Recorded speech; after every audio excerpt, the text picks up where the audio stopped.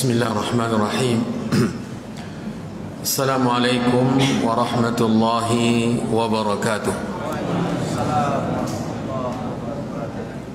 Innal hamdalillah nahmaduhu wa nasta'inuhu wa nastaghfiruhu wa natubu ilayhi wa na'udzu billahi min shururi anfusina wa min sayyiati a'malina. من يهده الله فلا مضل له ومن يضلل فلا هادي له أشهد أن لا إله إلا الله وحده لا شريك له وأشهد أن محمدا عبده ورسوله اللهم صل وسلم وبارك وأنعم على نبينا ورسولنا محمد وعلى آله وأصحابه ومن تبعهم بإحسان إلى يوم الدين. اللهم لا علم لنا إلا ما علمتنا وعلمنا ما ينفعنا وزدنا علما وأصلح لنا شأننا كله ولا تكلنا إلى أنفسنا طرفة عين. Kaum muslimin, kaum muslimat, Bapak-bapak, ibu-ibu yang dirahmati dan dimuliakan Allah Subhanahu wa taala. Alhamdulillah, sangat besar syukur kita kepada Allah Jalla fi'ula yang senantiasa memberikan kita nikmat-nikmat yang banyak, tidak terhitung jumlahnya, tidak bisa kita bilang berapanya. Allah Subhanahu wa taala berfirman, wa in ta'uddu ni'matallahi la tuhsuha. Maka dan jika kalian menghitung nikmat-nikmat Allah, niscaya kalian tidak akan bisa menetapkan jumlahnya. Begitu banyak nikmat-nikmat Allah.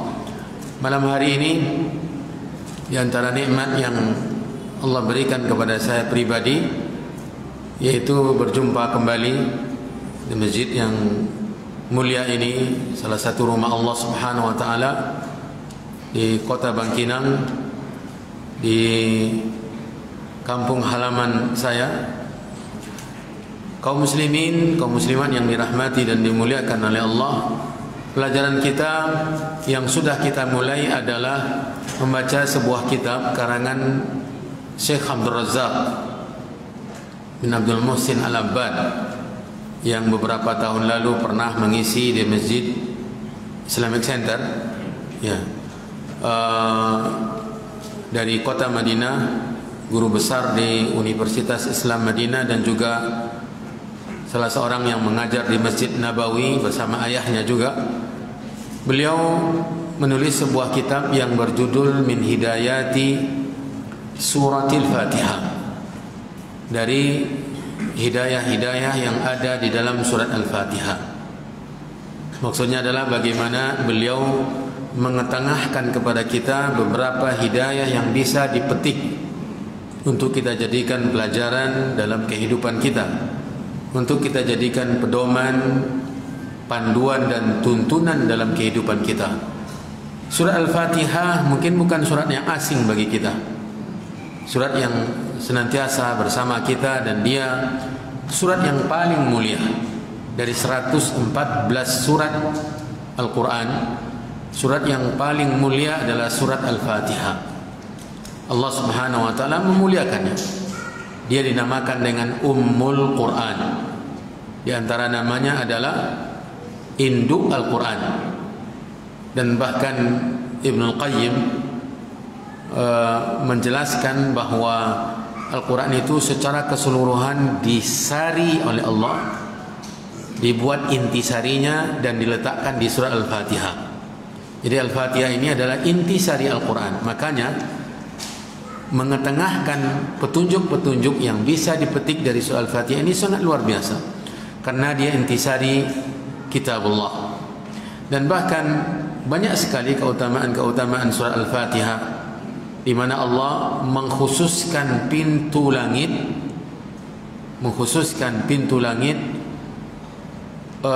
untuk dilewati oleh malaikat yang khusus, sebagaimana dalam hadis yang sahih diriwayatkan oleh Imam Muslim dari Abdullah bin Abbas ketika Nabi SAW duduk-duduk bersama malaikat Jibril, tiba-tiba terbuka pintu langit berdasarkan berita dari Jibril. Lalu kata Jibril, wahai Muhammad, sesungguhnya pintu yang terbuka itu adalah pintu yang belum pernah terbuka sebelum-sebelumnya dan tidak akan dibuka lagi setelahnya. Memang saat itu saja ditetapkan oleh Allah untuk dibuka. Kemudian turun melewati pintu tadi satu malaikat. Turun malaikat, dan malaikat Jibril mengabarkan kepada Nabi bahwa malaikat yang turun ini adalah malaikat yang belum pernah turun sebelum-sebelumnya dan tidak akan pernah turun lagi setelahnya. Jadi Allah mengistimewakan berita tentang kemuliaan surah Al-Fatihah ini dengan pintu langit yang khusus untuk dilewati oleh malaikat yang khusus. Bahkan surah Al-Fatihah adalah surat yang Allah istimewakan untuk nabinya, yang tidak akan ada yang menandinginya di dalam Al-Quran, dan juga tidak akan ada yang menandinginya dalam kitab-kitab sebelum Al-Quran. Ini luar biasa. Ini sangat luar biasa. Makanya kedekatan kita dengan surah Al-Fatihah ini harus ada.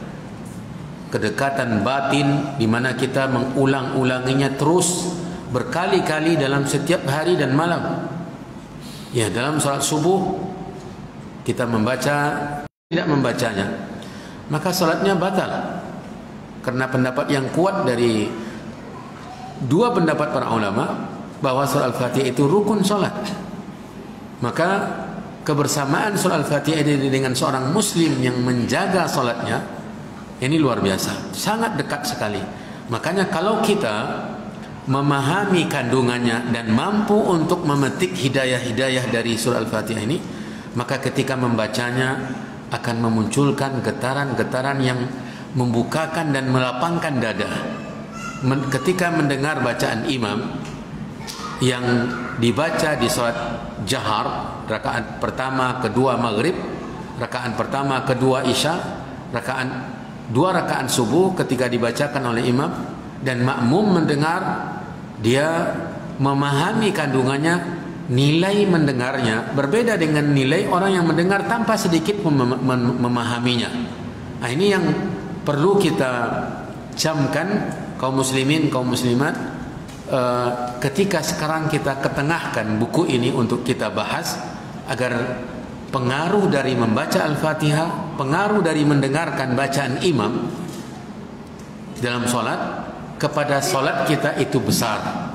Karena luar biasa, dia membuat solat itu lebih dekat kepada kekhusyukan. Karena dia adalah surat yang paling mulia di dalam Al-Quran dan surat yang diistimewakan oleh Allah Subhanahu wa Ta'ala dengan pintu langit yang khusus, dengan malaikat yang khusus, bukan untuk menurunkan surah Al-Fatihah, karena Al-Fatihah turun dibawa oleh malaikat Jibril, tetapi untuk membawa berita bahwa Al-Fatihah ini kekhususan Nabi yang tidak pernah diturunkan sebelumnya di dalam Al-Quran itu sendiri, dan juga tidak pernah diturunkan dalam kitab-kitab Allah yang lain. Maka ini sangat penting, dan bahkan dia adalah ruqyah. Makanya hidayah yang pertama yang juga telah kita mulai pada pertemuan sebelum kita libur, yaitu al-istisfa'u bil Fatihah atau al-istisfa'u biha, menjadikan surah Al-Fatihah itu sebagai sarana untuk mengobati penyakit.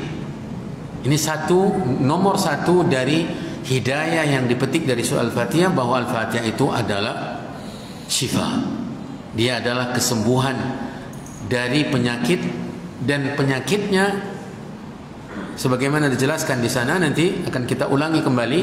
Penyakitnya baik itu penyakit kalbu ataupun penyakit badan. Penyakit kalbu ataupun penyakit badan. Baik, kita langsung masuk ke hidayah yang pertama. Karena di sini akan dinukilkan beberapa hidayah, sekitar 10 atau lebih ya. yang dipetik dari surah Al-Fatihah. Yang pertama adalah menjadikan atau bagaimana dalam surah Al-Fatihah itu didapatkan sarana untuk memperoleh kesembuhan dari Allah. Ya, untuk mendapatkan kesembuhan dari Allah, baik untuk menyembuhkan penyakit hati, karena sebagaimana badan kita yang tampak ini, yang bagian luar ataupun yang bagian dalamnya itu akan dihinggapi oleh penyakit atau dihinggapi oleh penyakit, maka hati kita pun juga ada penyakitnya. Makanya hati itu terbagi. Ada yang hati yang namanya hati yang sehat, qalbun salim, illa man atallaha biqalbin salim, kecuali orang yang datang kepada Allah membawa hati yang sehat. Kemudian ada hati yang sakit. Ada hati yang sakit. Hati yang sakit ini penyakitnya tidak bisa dijangkau atau tidak bisa dideteksi, didiagnosa oleh sarana-sarana kedokteran sekarang ini. Orang sesehat-sehatnya, sebugar-bugarnya, yang hidupnya sesuai dengan prosedur hidup sehat, pola makannya sehat, olahraganya teratur, kehidupannya benar teratur, tetapi hatinya sakit. Hatinya sakit. Karena penyakit hati ini yang akan mendiagnosanya kitabullah, Al-Quran, agama kita yang mendiagnosanya. Di sana nanti ada penyakit iri, penyakit dengki, penyakit sombong. Ya, ini penyakit-penyakit yang berbahaya, apalagi iri. Penyakit hati yang sangat luar biasa berbahaya, sebagaimana diingatkan oleh Nabi SAW, iyyakum wal hasada fa innal hasada ya'kulul hasanat kama ta'kulun narul hataba. Jauhilah oleh kalian hasad, iri. Hasad ini adalah tidak suka orang lain mendapat nikmat. Ya, ini asal muasalnya tidak suka orang lain mendapatkan nikmat. Kemudian akan naik tingkatnya ketika ada keinginan nikmat tersebut diangkat oleh Allah, dicabut oleh Allah dari orang tersebut. Dan bahkan tingkat berikutnya berusaha untuk menghilangkan nikmat dari orang lain. Awalnya yang pertama tidak suka orang mendapatkan kesenangan. SOS-nya apa? SMS ya. Suka melihat orang susah, susah melihat orang senang ya. Senang melihat orang susah dan susah melihat orang senang. SMS, maaf. Inilah asal muasalnya hasad. Tidak senang melihat orang senang dan bahkan senang melihat orang susah. Kemudian naik tingkatnya ketika kesenangan orang itu tercabut, dia bergembira walaupun bukan dia yang menyebabkannya. Tetapi ketika nikmat itu dicabut oleh Allah, mungkin takdir Allah Subhanahu wa taala jelas ya, atau disebabkan oleh pihak yang lain, dia merasa bergembira. Sampai naik ke tingkat yang lebih buruk lagi, yaitu dia berusaha agar nikmat yang didapatkan oleh orang tadi dicabut oleh Allah. Dia yang terkadang mencabutnya, berusaha untuk menghilangkan nikmat tersebut. Ya, dengan banyak cara. Ini hasad yang diingatkan oleh Nabi. Ini penyakit apa? Penyakit hati. Penyakit hati. Sombong, penyakit hati. Dan kesombongan yang merupakan penyakit hati ini diancam oleh Nabi untuk tidak dimasukkan pemiliknya, orang yang dalam hatinya ada kesombongan ini, tidak dimasukkan ke dalam surga. Sebagaimana dalam hadis sahih, Nabi SAW mengatakan, la yadkhulul jannata man kana fi qalbihi mithqalu dzarratin min kibrin. Tidak masuk surga orang yang di dalam hatinya ada seberat mithqal, seberat dzarrah. Dzarrah ini yang ma'ruf, yang kita dengar maknanya adalah sebesar biji sawi, seberat biji sawi, satu butir biji sawi. Atau dalam penafsiran ulama yang lain, bahwa dzarrah ini adalah seekor semut yang paling kecil. Seberat itulah, bila mana ada kesombongan dalam hati, maka Nabi mengatakan la yadkhulul jannah, tidak masuk surga. Ya, tidak masuk surga. Ini luar biasa ancamannya, ini penyakit hati. Jadi Al-Fatihah ini dia adalah menjadi penyembuh dari penyakit ini. sebagaimana dia menyembuhkan penyakit badan. Ya, nanti akan dinukilkan riwayat-riwayatnya. Kata penulis, min asma'i suratil Fatihah al-kafiyatus syafiyah. Di antara nama surat Al-Fatihah adalah al-kafiyah asy-syafiyah, gabungan dari dua kata, al-kafiyatus syafiyah, yaitu sesuatu yang cukup dan penyembuh. Ya. Al-kafiyah cukup, dan yang kedua syafiyah penyembuh. Ini menunjukkan bahwa Al-Fatihah itu obat. Kata beliau, fa fiha shifaa'un li amradil qulub. Fa fiha shifaa'un li amradil qulub. Dalam Al-Fatihah itu ada penyembuh penyakit hati. Yang tadi kita sebutkan sebahagiannya, yaitu iri dan sombong. Kemudian wa amradil abdan. Fiha shifaa'un li amradil qulub wa amradil abdan. Dan juga penyakit badan. Ya, surah Al-Fatihah.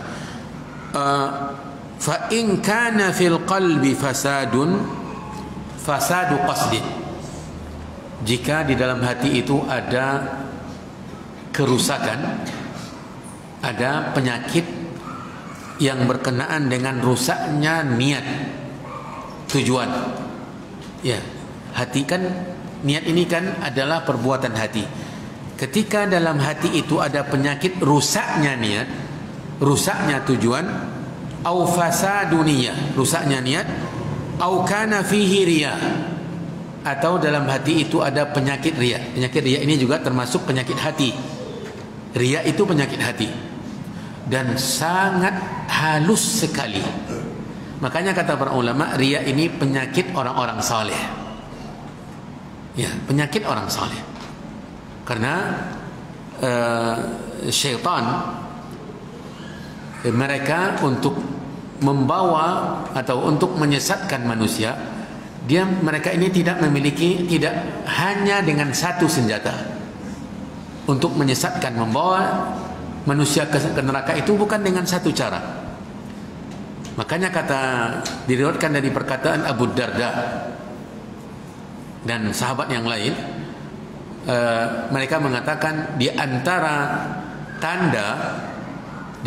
tanda fikihnya seorang hamba, pahamnya seorang hamba dalam agama, bukan banyak hafalan, bukan banyak hafalan Al-Quran, bukan banyak hafalan hadis, bukan banyak hafalan pendapat-pendapat para ulama, perkataan para ulama, tetapi di antara tandanya, kata beliau, pahamnya seseorang itu terhadap agama adalah ketika dia tahu, dia mengerti, dia memahami dari mana setan masuk ke dalam dirinya.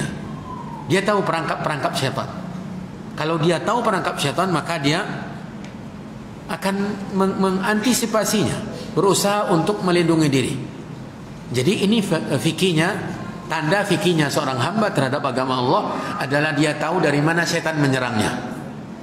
Ya. Menyerangnya bukan seperti serangan orang-orang antara kita dengan kita, manusia.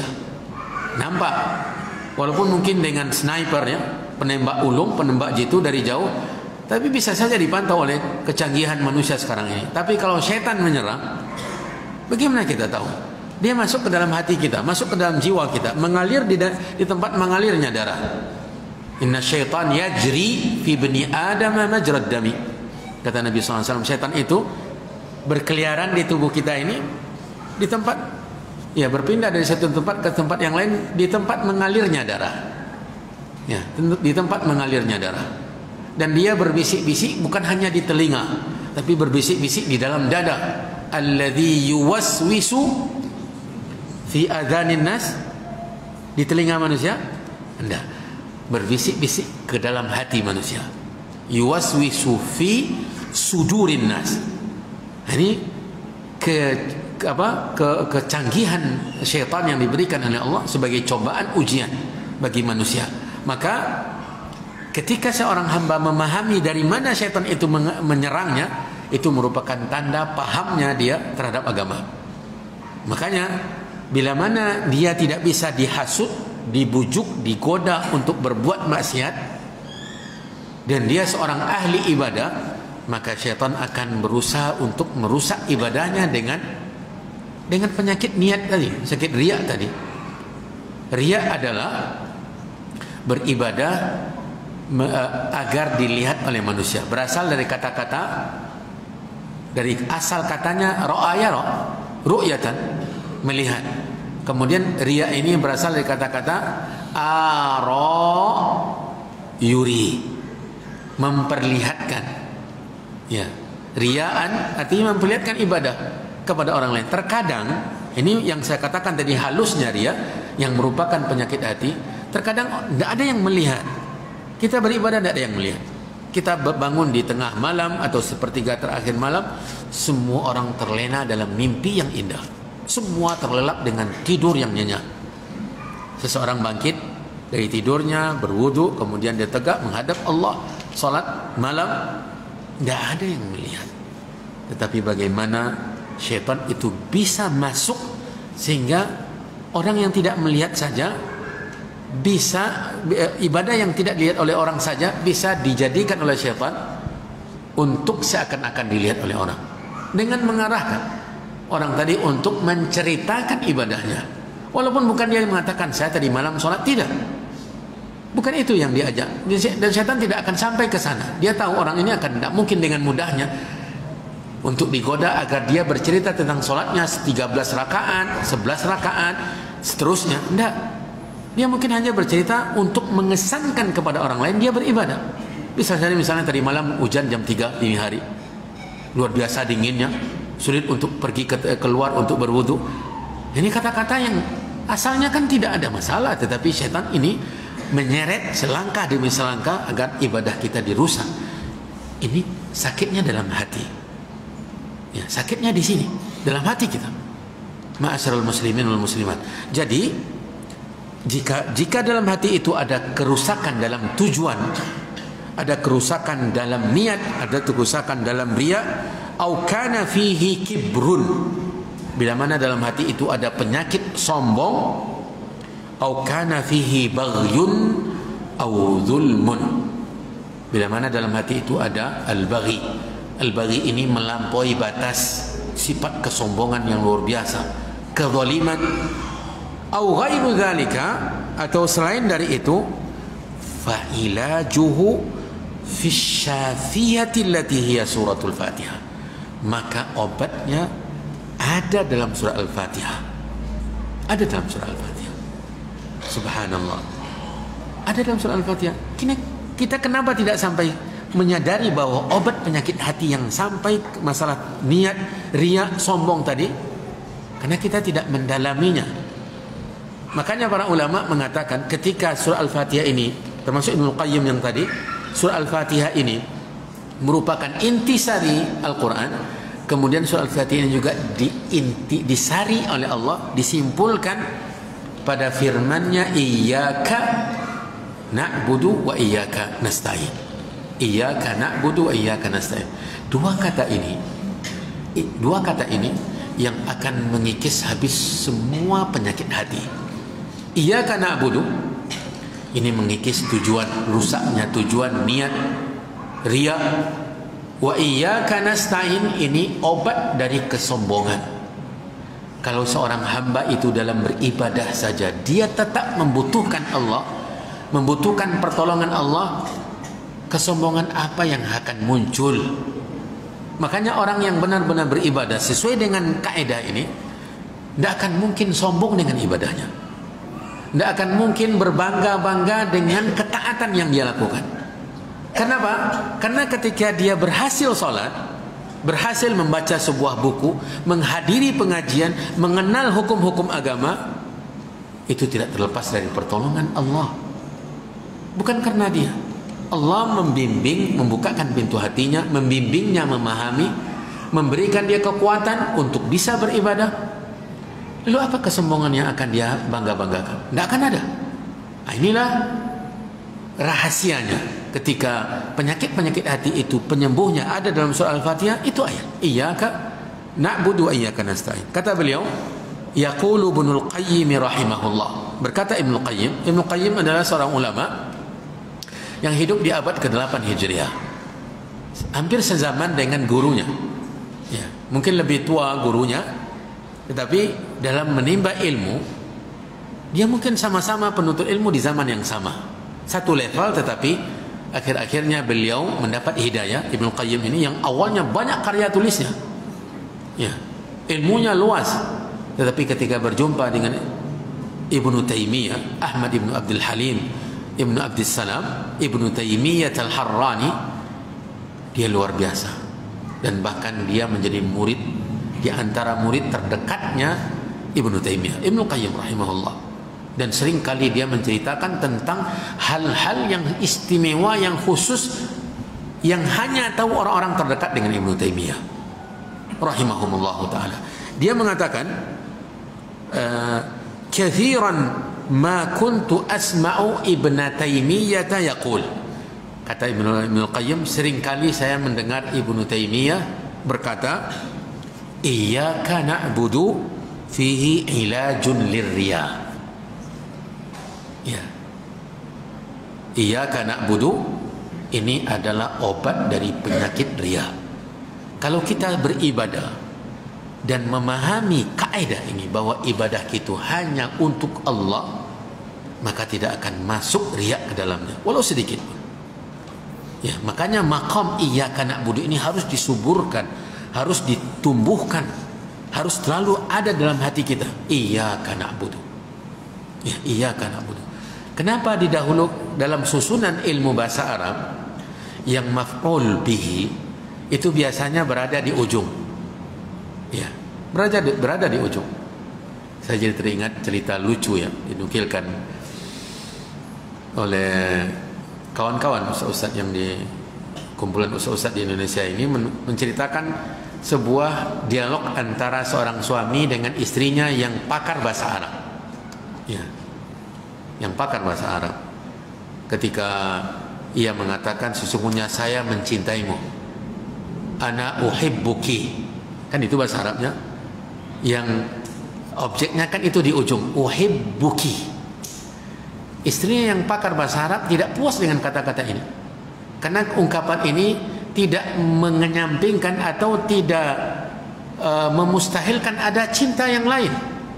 Ya, dia mencintai yang lain. Saya mencintaimu, bukan tidak ada cintanya kepada yang lain, tetapi kalau untuk mengkhususkan dia yang dicintai, maka uslubnya yang objek ini dimajukan ke depan, dimajukan ke depan. Inilah uslubnya. Iyyaka na'budu, asalnya na'buduka, asalnya na'buduka, kami mengibadatimu. Ya, tetapi ungkapan ini tidak mengkhususkan. Makanya kalau memang Allah sendiri yang berhak mendapat ibadah kita, yang berhak untuk kita inginkan balasan darinya dalam ibadah-ibadah kita, maka dahulukan majukan objeknya. Jadi objeknya iyyaka. Makanya kata para ulama, iyyaka ini tufidut takhsis. Faedahnya untuk mengkhususkan ibadah itu hanya untuk Allah. Makanya dalam terjemahan apa terjemahannya? Hanya kepadamu kami beribadah. Kalau na'buduka, kami mengibadatimu. Belum tentu dia tidak mengibadati yang lain. Dan itulah kesyirikan. Tetapi ketika diungkapkan iyyaka na'budu, hanya engkau yang kami ibadati, berarti di sana tidak ada yang disembah selain Allah Jalla fi'ula. Ini kata beliau, bahwa iyyaka na'budu, kata Ibnu Taimiyah, dan sering kali didengar oleh muridnya Ibnu Qayyim, ia mengatakan iyyaka na'budu itu obat untuk penyakit riya. Tanamkan apapun ibadah kita, ibadah yang bersentuhan dengan banyak orang, ibadah yang ditonton oleh banyak orang, ibadah yang tersembunyi dari pandangan mata orang, tetap iyyaka na'budu, tetap iyyaka na'budu. Karena itulah tujuan kita beribadah. Wa ma khalaqtul jinna wal insa illa liya'budun. Tidaklah aku cipta jin dan manusia kecuali hanya untuk mengibadatiku, kata Allah Subhanahu wa taala. Kemudian kata Ibnu Taimiyah melanjutkan, wa iyyaka nasta'in fihi ilajun lil kibriya. potongan ayat ini, wa iyyaka nasta'in, ini obat dari penyakit sombong. Orang sombong itu kan merasa tidak butuh dengan siapa-siapa. Orang yang sombong kan dia merasa dia segala-galanya, mau apa dapat. Ya, orang yang menyombongkan diri merasa dia di atas dari segala-galanya. Dia melihat orang lain di bawah semuanya. Ketika ungkapan wa iyyaka nasta'in, dan hanya kepadamu kami meminta pertolongan, berarti dia benar-benar lemah. Dia tetap membutuhkan pertolongan. Nah inilah, dan ini tentu didalami, dipahami, ditadabbur, bukan hanya sekedar dimengerti, dipelajari, dihafal, sekedar itu saja tanpa diterapkan dalam kehidupan. Makanya Al-Quran diturunkan untuk ditadabburi. Allah Subhanahu wa taala berfirman, "Kitabun anzalnahu ilaika mubarak liyadabbaru ayatihi wa liyatadzakkara ulul albab." Kitab yang kami turunkan kepadamu mubarak, diberkahi, di dalamnya banyak keberkahan. Barang siapa yang memperhatikannya berkah, membacanya berkah, mempelajarinya berkah, memilikinya berkah, mengamalkannya berkah, semuanya keberkahan karena dia firman Allah. Wa man ahsanu qawlan, wa man asdaqu minallahi qila. Siapa yang paling benar ucapannya dari Allah Subhanahu wa taala?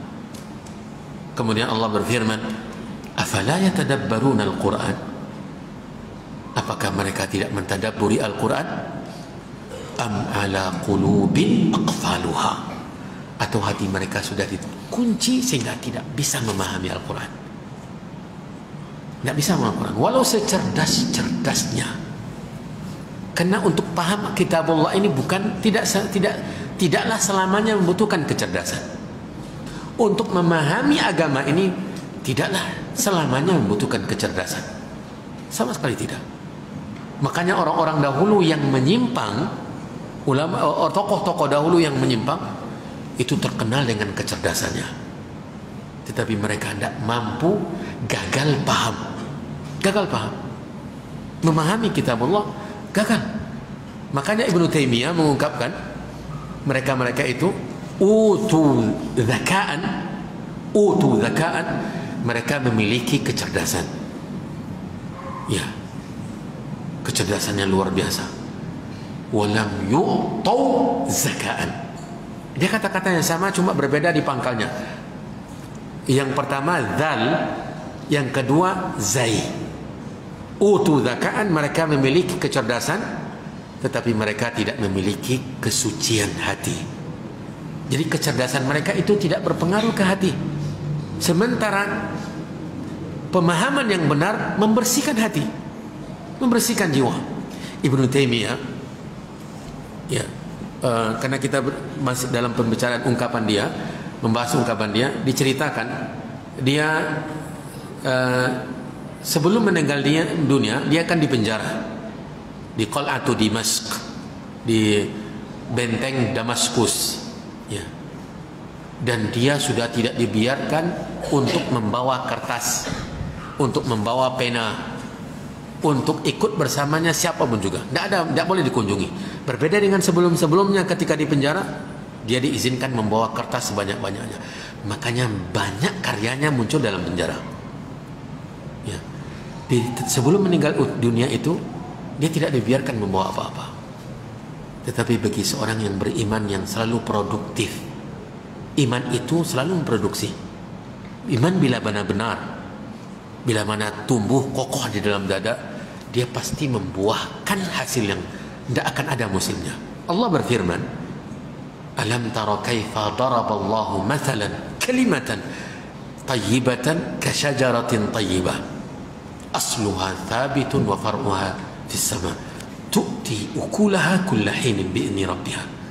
Apakah kalian tidak melihat Allah memberikan perumpamaan kalimat tayyibah, itu kalimat la ilaha illallah, yang menanam, yang menancapkan keimanan di dalam dada, yang akarnya kokoh ke dalam perut bumi. Asluha thabitun, batangnya kuat, kokoh, dan cabang-cabangnya tinggi di langit.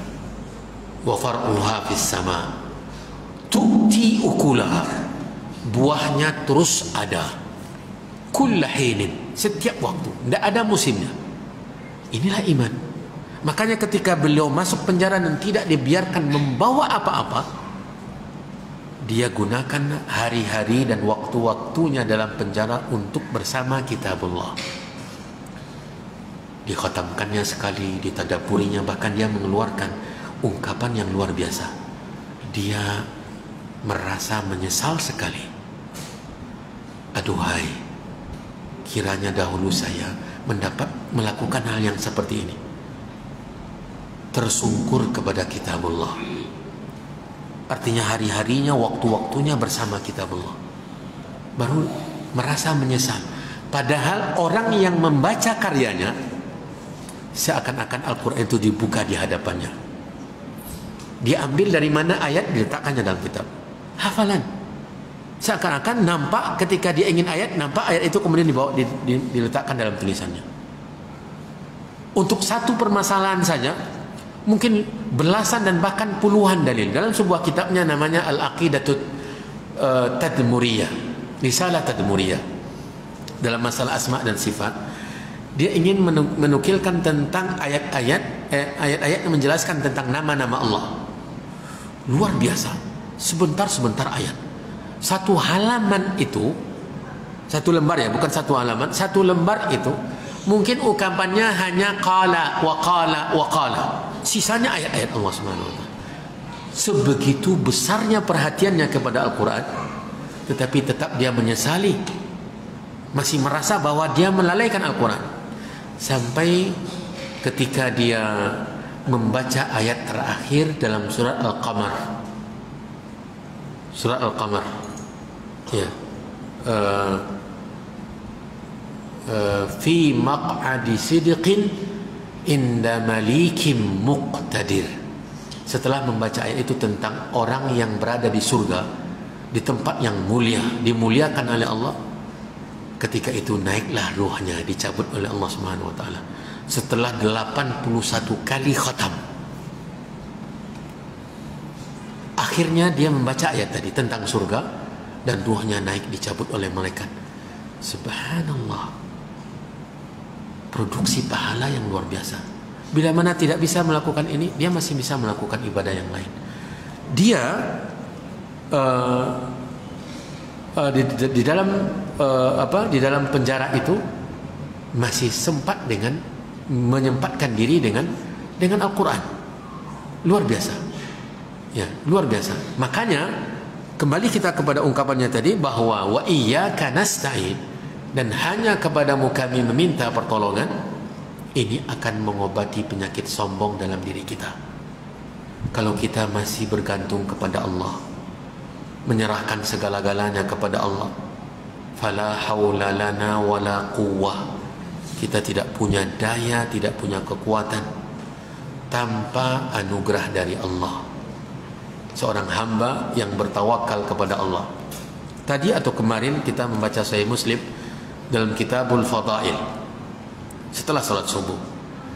Salah satu bab di Kitabul Fadail tentang Nabi, Ibnu An-Nawawi membuatkan bunyi bab ketawakalan Nabi kepada Allah dan sempurnanya penjagaan Allah terhadap beliau dari manusia. Diceritakan oleh salah seorang sahabat, Mu'adz bin Jabal, atau sahabat yang lain saya lupa. Mereka dalam perjalanan perang, kemudian sekembalinya dari peperangan mereka istirahat di sebuah lembah yang banyak pohonnya. Ada di antaranya pohon-pohon berduri. Nabi SAW perintahkan untuk istirahat, maka istirahatlah. Nabi SAW memilih sebuah pohon yang besar, kemudian dia gantungkan pedangnya. Hadis Sahih Muslim. Pedangnya di salah satu dahan pohon tersebut dan dia merebahkan badannya. Karena kelelahan dia langsung tertidur. Tiba-tiba datang seseorang yang memang mengintai dari awal untuk membunuh Nabi. Ketika Nabi sudah tertidur, sementara para sahabat yang lain berpencar-pencar dan mereka pun terlelap tidur karena kelelahan. Sudah berperang, perjalanan lagi. Akhirnya mereka terpencar, kemudian mereka terlelap, tertidur. Orang tadi mengambil pedang Nabi yang tergantung, kemudian dihunuskannya kepada Nabi. falam astayqidh, kata Nabi sallallahu alaihi wasallam, saya tidaklah terbangun illa wasayfu saltan fi yadihi, kecuali pedang itu sudah terhunus di tangannya dan mengancamkan kepada saya. Sementara Nabi sedang terbaring. Orang kalau sudah terbaring sulit untuk berjaga diri. Kalau masih berdiri kan masih punya kesempatan untuk menendang, untuk mengelak. Tapi kalau sudah terbaring, dia duduk, dia berdiri di atas kepala Nabi, ujung pedang di leher Nabi, ya, di leher Nabi. Lalu dia mengatakan, man yamna'uka minni, siapa yang akan mampu melindungimu dari saya? Ya, kata Nabi SAW, Allah. Diulanginya lagi, man yamna'uka minni, siapa yang mampu melindungi kamu dari saya sekarang ini? Kata Nabi SAW, Allah. Kemudian tiba-tiba ditariknya pedangnya kembali dalam riwayat yang itu. Kemudian dia masukkan lagi ke sarungnya. Kemudian dia gantungkan dan kemudian dia duduk di dekat Nabi SAW. Subhanallah, bagaimana dengan mudahnya Allah Subhanahu Wa Taala untuk membalikkan hati orang tadi yang asalnya tinggal menusukkan, karena memang dia mengintai-intai terus untuk membunuh Nabi. Tetapi setelah Nabi mengatakan yang melindunginya Allah, dan Allah memang melindungi nabinya. Wallahu ya'simuka minan nas, Allah melindungimu dari manusia.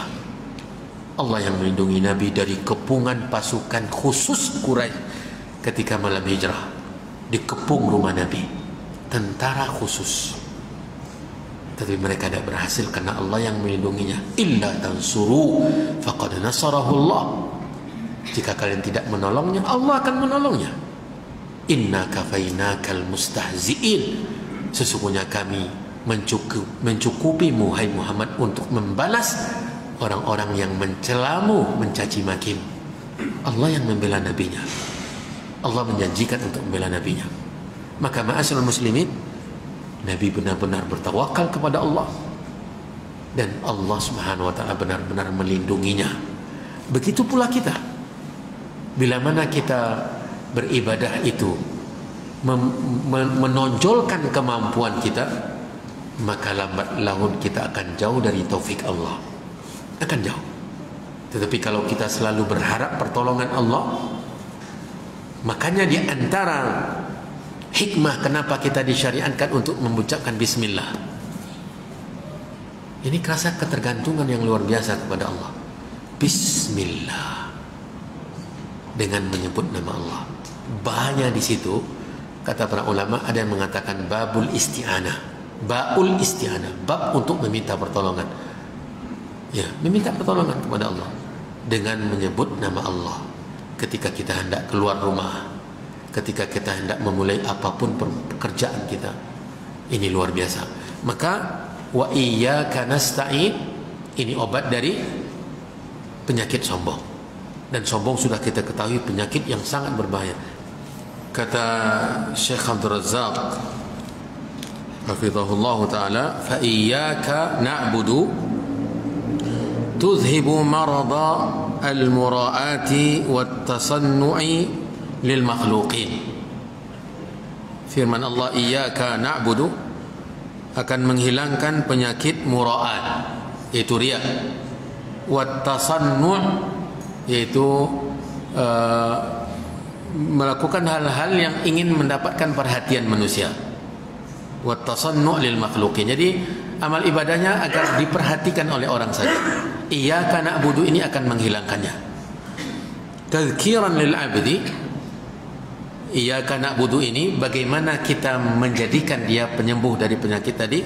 Karena iyyaka na'budu ini akan selalu mengingatkan seorang hamba bimaqamil ikhlas, tentang kedudukan ikhlas, alladhi huwa asraful maqamat, yang mana ikhlas itu merupakan maqam yang sangat mulia. Ikhlas itu maqam yang sangat mulia.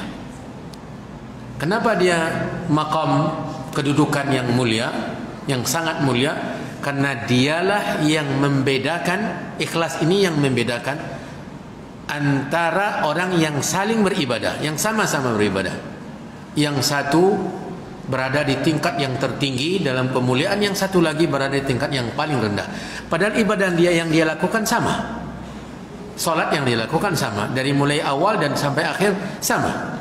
Tetapi keikhlasan itu yang menjadikan si A mendapatkan kemuliaan yang luar biasa, si B mendapatkan kehinaan dan dia hampa, tidak mendapat apa-apa. Apa yang menyebabkannya? Ikhlas. Maka ikhlas adalah asyraful maqamat wa bi'azimi thawabil akhirati li ahlihi. Iyyaka na'budu mengingatkan tentang tingginya kedudukan ikhlas dalam beribadah.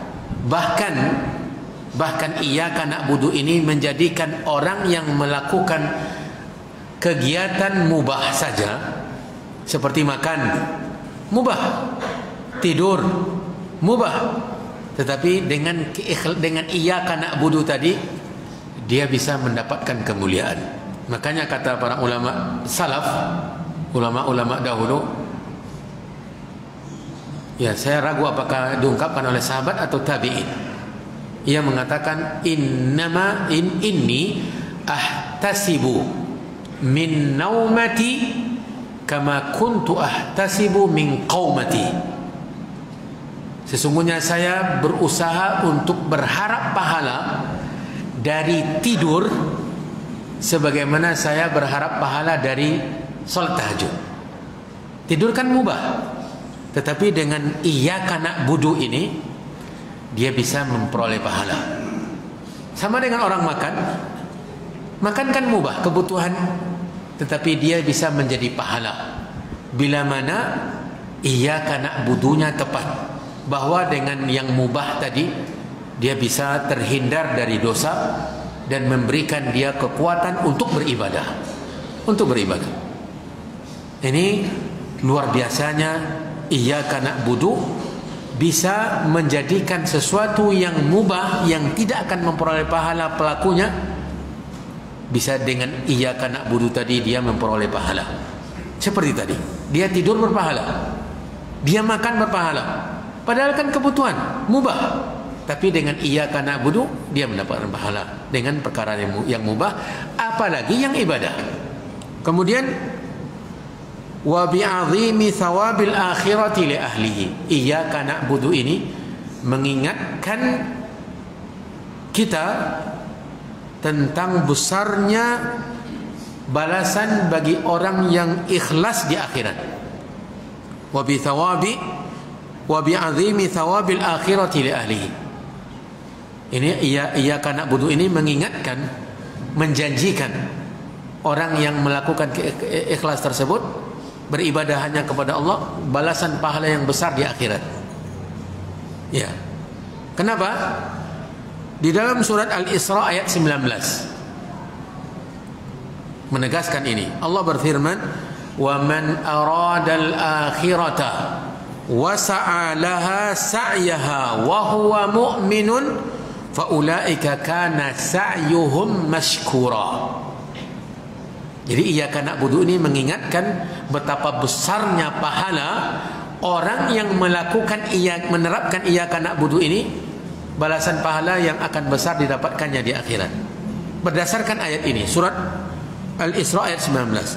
Wa man arada al-akhirah, dan siapa yang menginginkan akhirat, ini yang pertama. Ini kunci yang pertama, yaitu ingin akhirat. Menginginkan akhirat. Wa sa'alaha sa'yaha, ini yang kedua, dan dia melakukan usaha akhirat. Jadi akhirat itu ada usaha-usahanya, ada pekerjaan-pekerjaan akhirat, ada amalan-amalan akhirat. Kemudian yang ketiga, wa huwa mu'min, ini syarat utama, dan dia dalam keadaan beriman.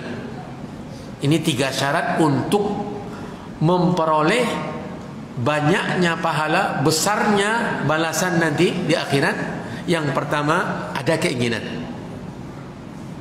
Ya, ada keinginan. Sekarang kita tidak terlalu ingin dengan akhirat, karena yang ada di hadapan kita itu balasan ingin langsung, ingin mendapatkan balasan langsung. Makanya ketika bersedekah dijanjikan keuntungan duniawi, kita bersemangat bersedekah. Tapi kalau yang dijanjikan adalah balasan di surga, kita tidak terlalu bersemangat. Apalagi ayat hadis yang mengatakan sedekah tidak mengurangi harta. Mana ada yang terpengaruh dengan hadis ini? Mustahil. Masa sejelas-jelasnya dalam dompet saya ada 500.000, kemudian saya ambil 2 lembar, saya masukkan ke kotak, berkurang atau bertambah? Berkurang. Tidak sesuai dengan fakta. Ini kan balasan di akhirat. Tetapi kalau seandainya dalam himbauan untuk bersedekah itu akan menjanjikan keuntungan usaha, dibuat pula contoh-contoh, ini si fulan dahulu ketika sedekahnya luar biasa tuh, lihat. Akhirnya orang bersemangat. Itulah kita, bahwa balasan akhirat itu, keinginan untuk akhirat itu lemah sekali. Itu kondisi kita. Padahal syaratnya itu aradal akhirah, kemudian ada usaha. Kalau ingin akhirat, ada usaha akhirat. Kemudian yang kuncinya adalah beriman. Lalu kata Allah menjanjikan, faulaika kana sa'yuhum mashkura. Ya, maka merekalah yang usahanya disyukuri. Siapa yang akan mensyukurinya? Allah Subhanahu wa taala. Allah bila mana memberikan balasan kepada suatu ibadah dengan syukur, maka Allah akan memberikan balasan tidak setimpal dengan amalan. Amalan kita 10 tetapi balasannya 100. Ya. Allah Subhanahu wa taala mengatakan bahwa satu kebaikan akan dilipat gandakan 10 kali lipat. Ya. Dan bahkan bisa menjadi, kalau sedekah menjadi 700 kali lipat. Subhanallah. Pahalanya kemudian nanti balasannya itu lama. Bukan 1 kali. Ya. Orang sekarang berusaha untuk cari dunia, berlomba-lomba dunia, terkadang yang didapatkan sekali saja. Untung 1 kali, kemudian setelahnya rugi. Ya. Untung 1 tahun, kemudian tahun berikutnya bangkrut. Tetapi kalau akhirat, kalau sudah mendapatkan balasan dari Allah, maka selama-lamanya akan mendapatkan balasan. Tidak ada batas akhirnya. Ini balasan dari Allah. Wa fakana faulaika kana sa'yuhum mashkura. Penyebabnya apa? Iyyaka na'budu. Penyebabnya ketika kita benar-benar mendalami makna ayat iyyaka na'budu. Kemudian wa iyyaka nasta'in. Dan hanya kepadamu kami meminta pertolongan. Kata beliau, ayat ini tu'arriful abda biftiqarihi wa ihtiyajihi ila rabbih. Memperkenalkan seorang hamba bahwa dia butuh kepada Allah. Tidak akan mungkin dia lepas dari pertolongan Allah. Wastimdadihil ma'unata minhu subhanahu 'alal dawam.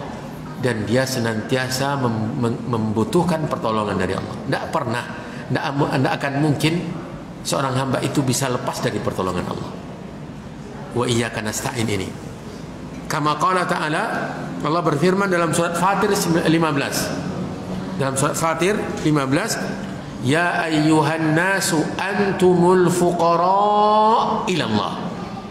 Wahai manusia, kalian fakir kepada Allah. Ya, fakir kepada Allah. Butuh kita kepada Allah Subhanahu wa taala. Apapun kondisi kita, kita butuh kepada Allah. Karena kita tidak akan mungkin dengan kekuatan bisa menjaga diri dari bahaya. Dengan kecerdasan tidak mungkin kita bisa selamat selama-lamanya. Dengan kedudukan yang tinggi kita tidak akan mungkin terlepas dari berbagai macam cobaan. Siapa yang kaya di dunia ini? Diceritakan oleh Allah Qarun, dibinasa. Siapa yang paling tinggi kekuasaannya? Diceritakan oleh Allah Fir'aun, binasa. Tetapi kalau kita selalu bergantung kepada Allah, maka bila mana Allah menjaga kita, tidak akan mungkin ada yang mampu untuk menyakiti kita. Maka manusia selalu membutuhkan pertolongan Allah Subhanahu wa taala.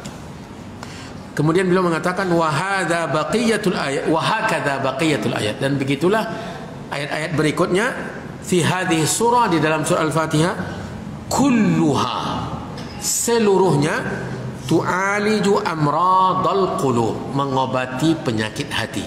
Ayat yang pertama, ayat yang kedua, ayat yang ketiga, sampai ayat yang terakhir, seluruh surat Al-Fatihah itu ayat-ayatnya mengobati hati dan memiliki kesembuhan untuk penyakit-penyakit hati.